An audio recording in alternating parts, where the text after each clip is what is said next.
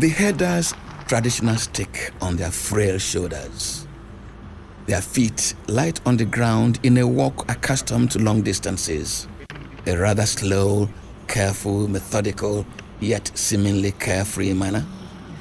These are what strike you as you observe Nigeria's everyday Fulani herdsmen. Over many generations, these itinerant Nigerians have moved their cattle, finding fodder from the desert fringes in the north to even the rain forests in the coastal and riverine locations. They reflect only innocence, simplicity, and a bond with their occupation and their animals. It is an occupation that has been passed from generation to generation over centuries. Nothing in them speaks of or reflects violence, murderous violence. This, however, seems to be in the past. For in the past 2 decades, Nigeria's Fulani herdsmen have taken on a new image. They are now perceived as the signposts for murder, arson, and wholesale destruction of communities at a scale and with such vengeance and venom that contradicts their genteel, frolicking, stick-wielding, and animal-caring outlook. So, what has gone wrong? And what has changed Nigeria's friendly Fulani into a neighbor to be feared? At the National Security Conference on Farmers' Herders Clashes, organized in April 2017 by the Nigeria Police, the Minister of Interior, Abdurrahman Ambazau, located the phenomenon in the cross-border movement of Fulanis across West Africa. Most of the time, we tend to localize this issue, but this is an issue that has a regional dimension. Regional dimension because it involves the movement of herders from all over the West African sub-region. And last year I was in Ghana on a visit. The National Security Advisor of Ghana, the first thing he brought out to me when he received me at the airport was that there was an issue involving Fulani herdsmen from Nigeria in northern Ghana. And I told him that incidentally, I was just leaving behind when I left Nigeria, that there was an issue involving Fulani herders from Ghana. So this is the reality of the situation. Yet, as you seek to establish a clearer picture, happenings in Plateau State, Nigeria's tourism jewel, throw up contradictions, confounding contradictions. Over many years, the Fulanis have herded their animals across Plateau State. They have even developed settlements among the indigenous populations, with whom they share an enjoyed, enviable bond of understanding and economic interests. The Fulanis moved out during the dry seasons, either to the riverbanks or the southern regions, and returned to happy welcome when the rains began. But suddenly, since 2001, the rolling rocky fields of Plateau State, the wet plains and community homesteads have been turned into killing fields.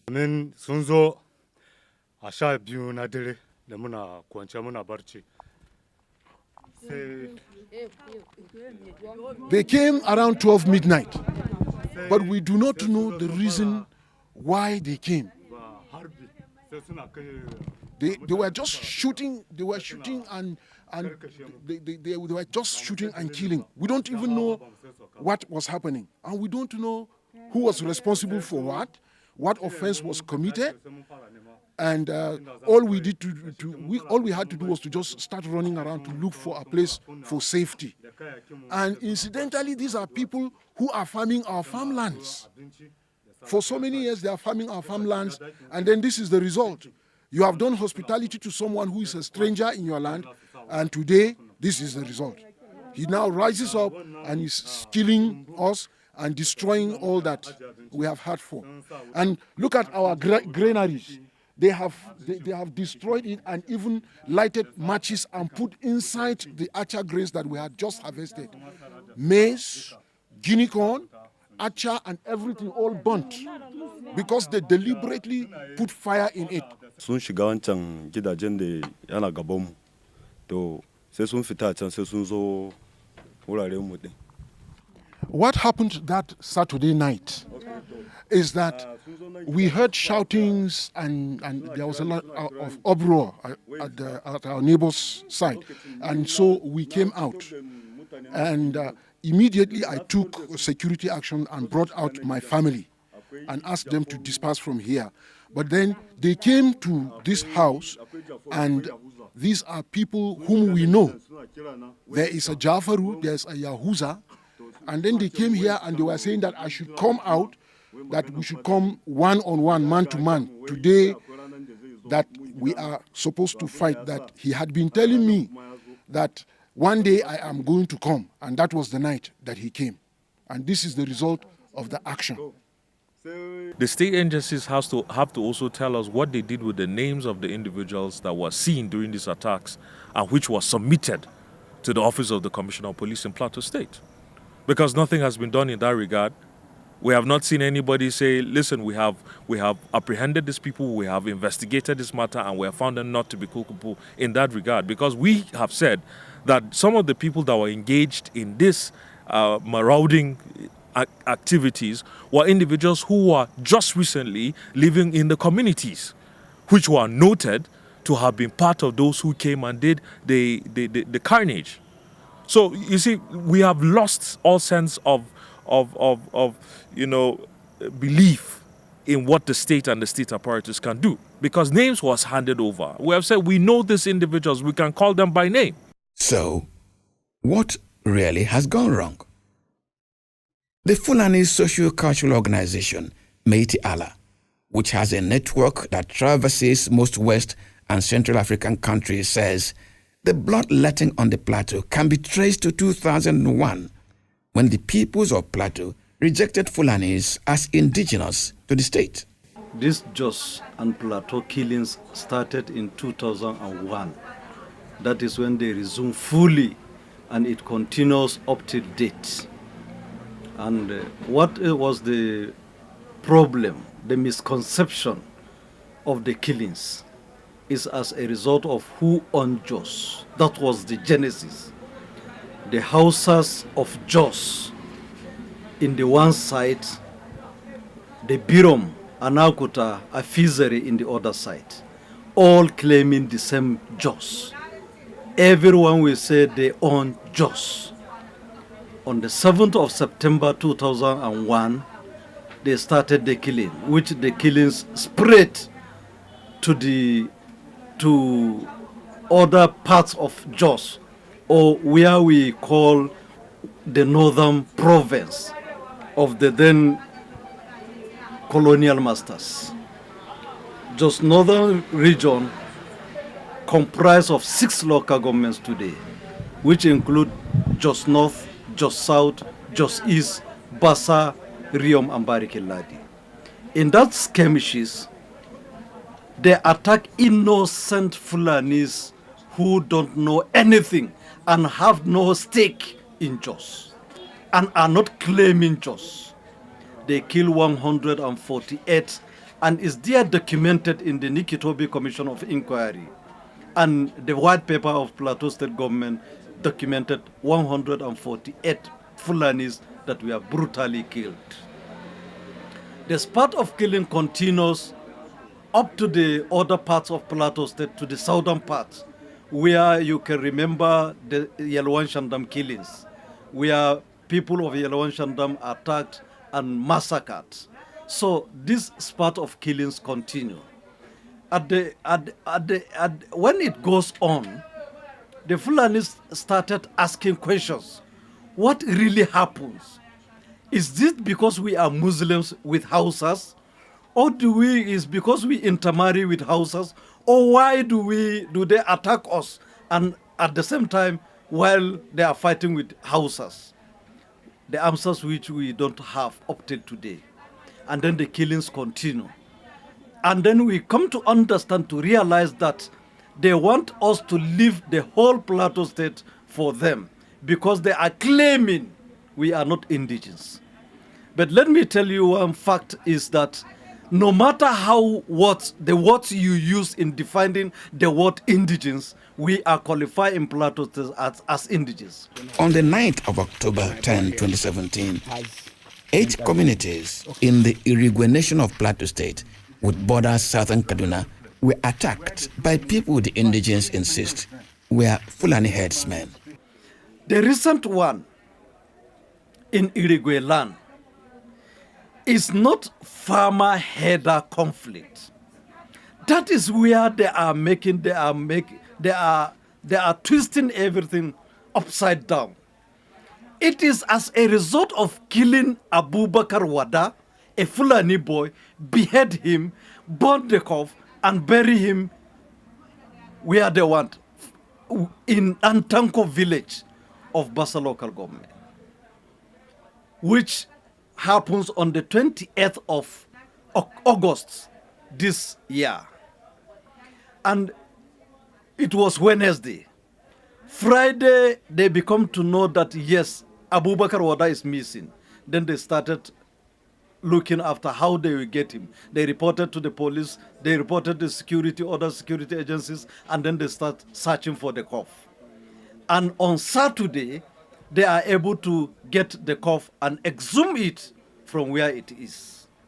Then we continue struggling how we will not get other attacks or counter attacks.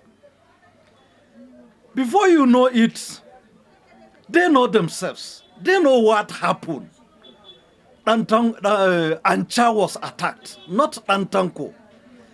We were living in peace with Ancha people. No, who attacked Ancha?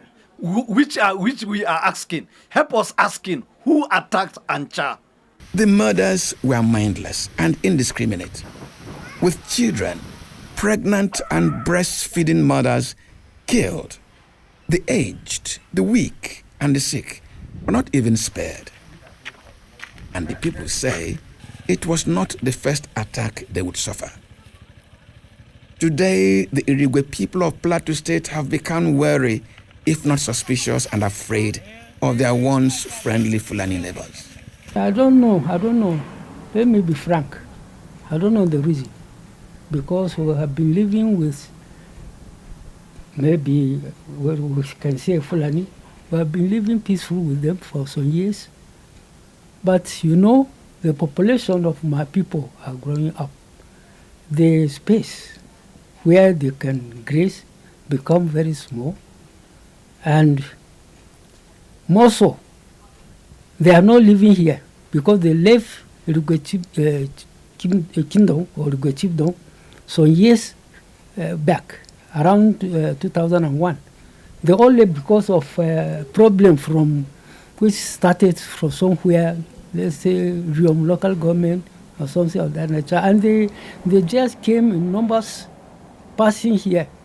And since they are very good, Fulani are very good in passing information. So before it happened there, they pass information to those who are living here. So they all together left this chiefdom to destination that I didn't know where. But later on, we discovered that most of them moved to Bauchi area, till the Fulani, Magama, Gumo, and some to Kaduna State. Without we people asked them to go. We are even sympathizing with them when they were passing with their children, with their cows. I stood here looking helpless. I even asked some children to just come in and take water. We even gave some food to eat. And they left. Say, but we didn't drive you away from here. They say, oh, we don't know. So they left. Since then, they have been staying somewhere. But what the most unfortunate thing is that they will send, where they are staying, they will send some underage children, like 12 years, sending them with cows, numbering 100 or above. For a small boy to control, they will not control. They will enter my people's farm and destroy food crops. When you ask them to pay, they will say, let's tell their father. Their father who are staying so far away. Before then, you find it difficult to get the father so that they can settle the matter. And you know, farmers, somebody who sweat in the rainy season, trying to get something that he will eat with his children, and just one day somebody will come with his cows and destroy. But we did not say they should not live with us. We still mingle together with them. My people never go out to attack anybody. 9 times they come here to attack my people and kill them. Now it made it about 70 to 80 people killed just for 2 months. It's very unfortunate. Their shared pleasures, bounty of vegetation and interwoven economy and social relations, which stretched from Wase in the south, Kanke and Panshin in the central area, to Bassa and Irigwe in the north, have given way to death and destruction. I think the big thing is government should find a solution. They should find a solution. They discussed it last year. They were talking about grazing. They were talking about ranching.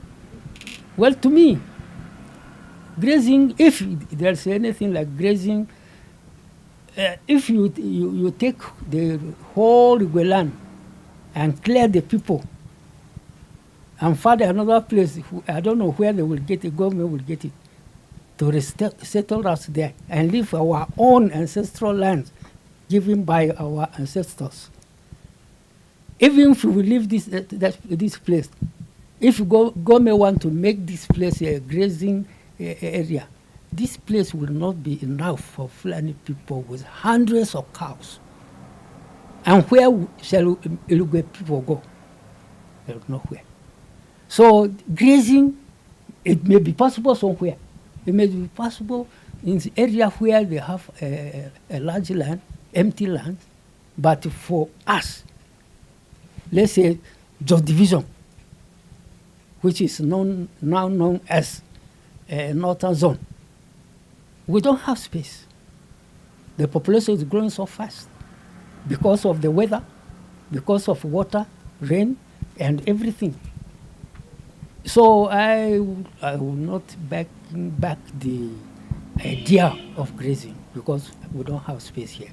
But for ranching, maybe. Gaskiya abun bakin ciki ne sosai. It is a very saddening thing what the Fulani herdsmen came to do in this place. We are not happy. They came, killed my father, my in-law, my brothers, and other relatives. We have not found it easy. And if this thing is going to continue, it is only God that is going to help us. Because she has lost her father, my brother Friday, and my other brother Barry. They are not happy. We are asking that you pray along with us, because in our family, everybody, the breadwinners of the family, the patriarch of the family, and those that we are hanging our trust on, that will help us live a good life, have all been wasted. And that we have never seen this type of thing happen in our own area, Tebe, to be precise. The Yari family is completely confused. We are scattered, and we are asking that you pray along with us. We are also calling on government that government will do something urgently. That for so many years these things have been happening. The Fulanis come here, we accept them in good faith. But at the end of the day, they've been killing, and it is possible that because we have not reacted, that is why this killing orgy has continued. At the height of all of these things, you might have known that the Minister of Interior came to Plateau State. In fact, a day after, not less than 20 people were killed. There was a meeting that was held in the government house here between the Igbos and the Hausa people. We expected that a different group after that meeting were going to be invited in. The Irigwes and those who have been their neighbors for a very long time, to also have discussions in this regard. But to our greatest dismay, that did not happen. Why did we want that meeting to happen? Because first and foremost, government must show that he's the father of all. You must show that, listen, This has happened within your community, and we are here with you. We are going to do our best to try and give you succor. Soon after that, nothing happened. Now we're at a place where lives have been lost and houses have been burnt. What we expect is the same federal and the state level can move in their housing ministries, take a stock of how many houses have been burnt, how many people, how many communities have been shifted from where they have been. Let us try and see how we can give some succor by doing housing, low-cost housings for these people. I assure everyone that we have re-strategized better and we are prepared to curtail any further incursion into any community within our area of responsibility. The situation has raised the same fundamental question: what has gone wrong? In seeking an answer to this question, some people have raised other questions. Are these killers really Fulanis? If they are, what do they want? Is it only by killing that they can get what they want?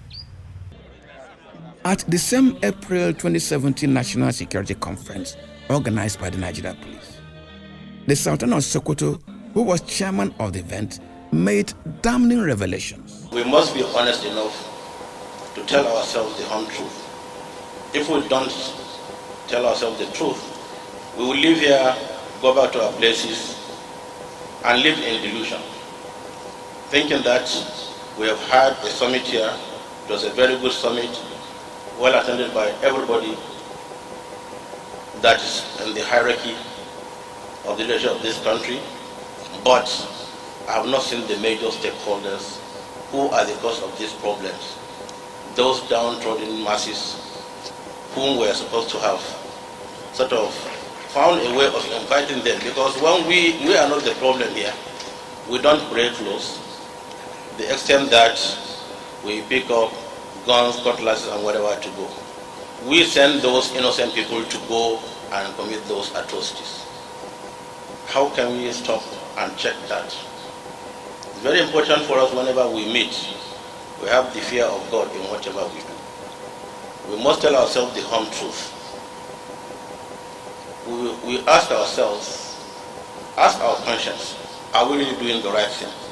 He said that his position was the home. Therefore, national security must be.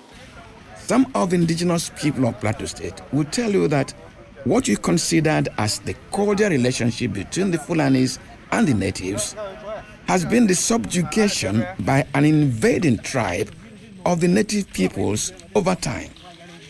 And now that the indigenous peoples have become emancipated and can assert their rights, the Fulanis have risen in arms.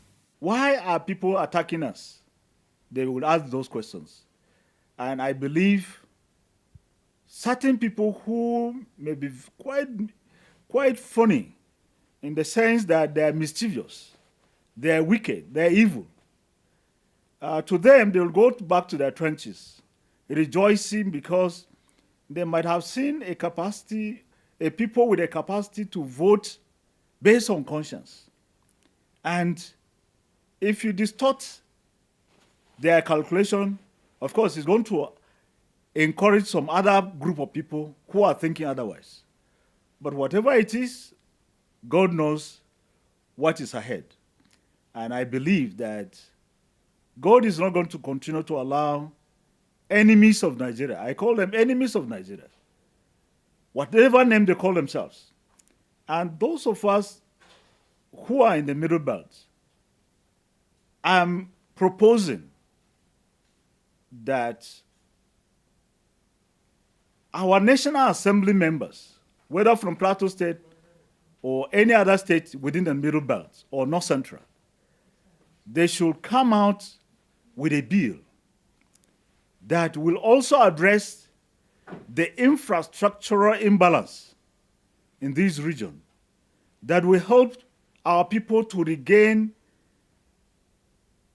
their indigenous places of occupation, so that we are not removed from our land of inheritance.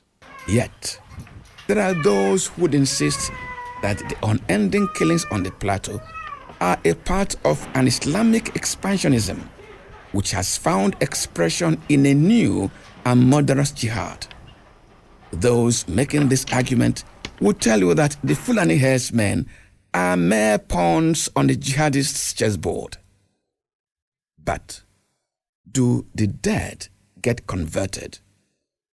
If the people on the plateau are wiped out, who will be there to worship Allah? Sadly, people are entering this country from very far other countries of Africa. In the name of, they use the word jihad. And there is a distortion. Once jihad is mentioned, it means a religious war.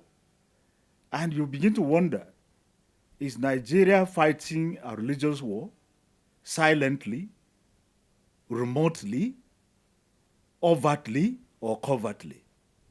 But we pray that the security operatives should be on top of the situation so that elections are coming. In Plateau State, elections are coming next year. And if something is not done, of course, it's going to destabilize the capacity and capability of people to participate in a very peaceful election that is supposed to be forthcoming in February. And 2019 is not far from here. So if certain regions in Nigeria are made quite unsafe, then you can be rest assured that we are going to have a dilemma on how to do real politics in this country. Those who take an economic view of the situation point to the effect of climate change on Lake Chad, which has been drying up and causing an outward movement of the Fulani population. These herders on the move have no respect for land ownership in their culture of free entry and free exit to land. They trespass into native farmlands, sparking conflicts that turn the areas into killing fields. Now, there are a couple of problems in this. You know that, as has been mentioned by His Excellency, the Executive Governor of Benue State, there is population growth and there is youth bulge. There is expansion of communities. People who have not been herders before have become herders. People who have not been farmers before have become farmers, because there is issue of unemployment. So most of those recognized routes that farmers use traditionally have become built up areas, and to some extent have become farmlands.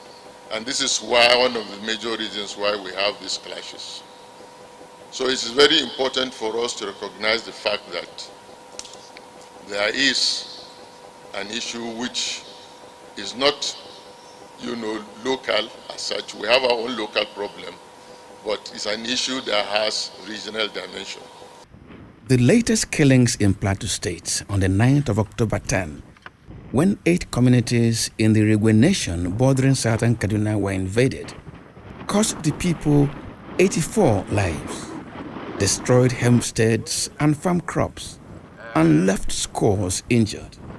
And the story was that of disconsolate families who cannot understand why men would choose to spill the blood of the innocent, mothers, fathers, and infants, leaving behind widows, widowers, and orphans. Whatever may be the arguments, the rationalizations, or the excuses for these mass murders, they cannot be understood by this family.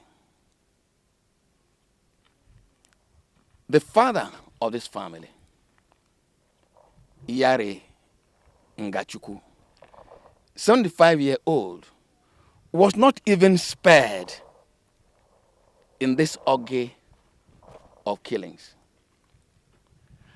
And there's nothing about respect for his age, the dignity that attends the burial of an aged Nigerian. He was burnt in his house, And he lies here now in this unmarked, uncelebrated grave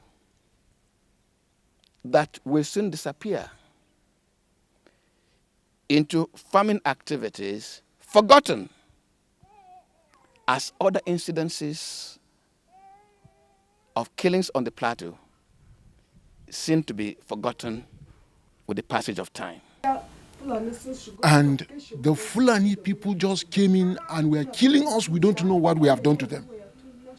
We are just asking that people should pray along with us and help us. Let the world understand that this thing, we don't know from where it's coming from.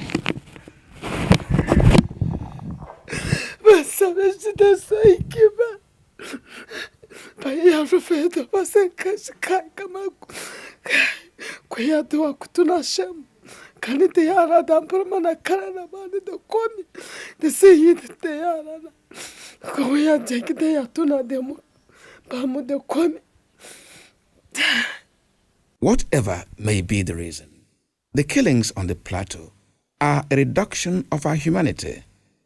They reduce the value of human life in a way that challenges government beyond ordering security agencies to stop the madness. The plateau killings require a deeper search to establish if our politics, our governance, and our development are enhancing our humanity. The other aspect also that I would like to see done quickly is a law. Like in Benue State, a law also establishing or restricting movement of certain people. Fulani herdsmen, they are not enemies of Nigeria, but when they begin to import people from Mali, from Niger, from Chad, from Libya, these are terrorists.